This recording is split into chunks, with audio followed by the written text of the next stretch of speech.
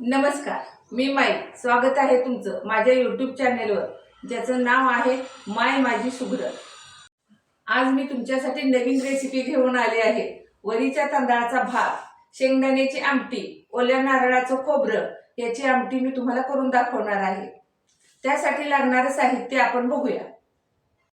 1 वाटी वरी, 1 वाटी ताक, 5-6 हिरव्या मिरच्या, कोथिंबीर, भाजलेले शेंगदाणे, चवीनुसार मीठ, ओल्या नारळाचं खोबरं, फोडणीसाठी तेल आणि पाणी.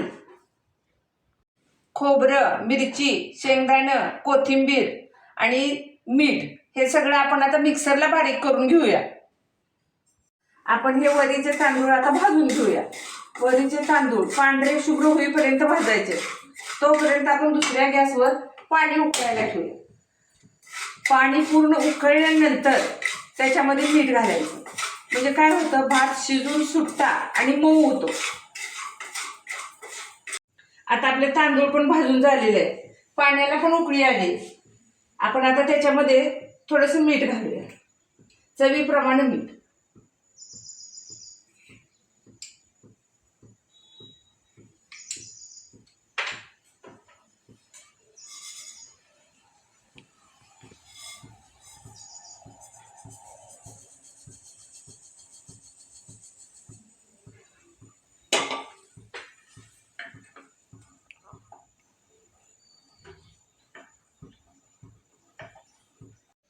मी आता तेल गरम करायसाठी पातेले गॅसवर ठेवते.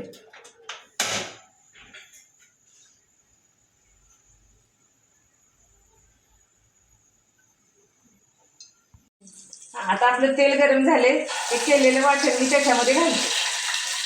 ते पण चांगलं भाजून द्यायचं व्यवस्थित आहे.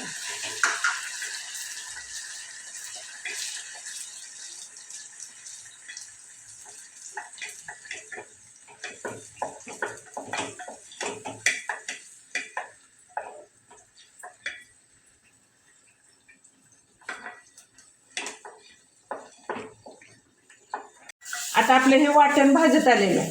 मी आता त्याच्यामध्ये थोडंसं पाणी घालणार आहे. आपण वाटण करतानाच मीठ त्यात घातलेलं आहे.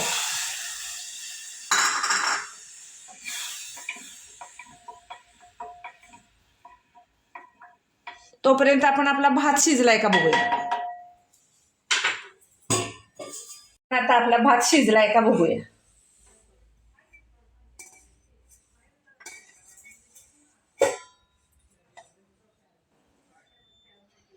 मस्तच, खूप छान शिजलाय भात आपला. ही आमटी आता आपली तयार झाली बघा. आता ही आमटी चांगली उकळून गॅस बंद केल्यानंतर आपल्याला त्याच्यामध्ये ताक घालायचं आहे, म्हणजे ताक फुटत नाही.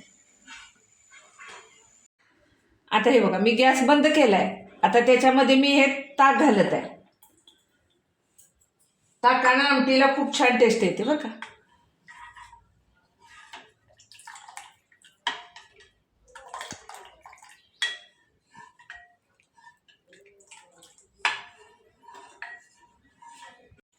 ह्या आमटीमध्ये तुम्ही ताकाऐवजी चिंच किंवा आमसूल याचा सुद्धा वापर करू शकता. आपण आता उपवासासाठी वेफर्स आणि शाबूच्या भातवड्या तळून घेऊया.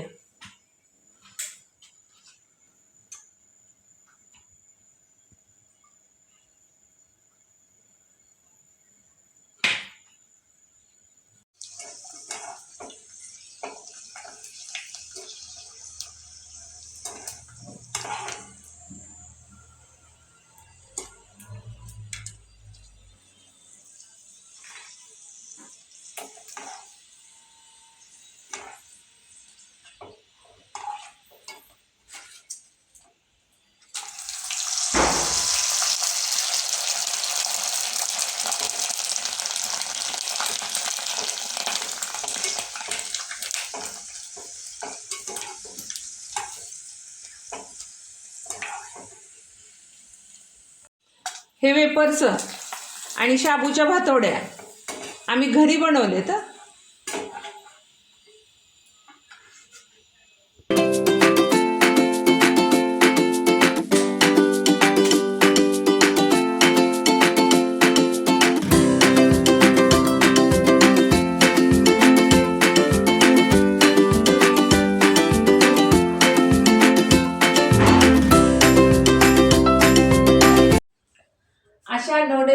रेसिपी पाहण्यासाठी माझ्या चॅनेलला लाईक शेअर सबस्क्राईब करा. माझ्या चॅनेलचं नाव आहे माय माझी सुगरण. धन्यवाद.